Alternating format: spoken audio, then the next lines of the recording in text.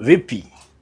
Hii inaitangwa microphone. Hii ni wireless. Kuna mics aina mingi za wireless. Kunazo za hapa, kunazo zile za nasema za ng'ang'a. All those zinaitangwa wireless mic. Na ukiwa muibaji ama mtu wa kutumia mic MC, wengine mnashida na homa. Kila ukienda event uko na homa. Ukitoka kanisani uko na homa.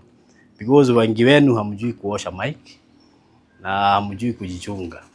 So leo nataka kuonyesha kitu very simple ambayo unafaa kujifanyia bila kufanyiwa na mtu. Anytime umejua this is your mic ndio utatumia. Kama huna ile sponge ya juu, unakuwa na hii sponge inakuanga hapa ndani. Haya, unafungua mingi, kunazo ufungukia hapa chini, kunazo ufungukia hapa juu. Fungua kitu kama hii na make sure your sponge is clean. But unakutaka kama ni Sunday, ile mate mliacha mmetemea hapa ndio mtakuja muendelee kutema. So itakaa kama mlima ya mate. So praise team leader akiwa na homa, nakuta hata pastor mke wake, hiyo kanisa inakuwa kanisa ya homa. Na ujue homa inanga deliverance. Haya, na unaosha huku.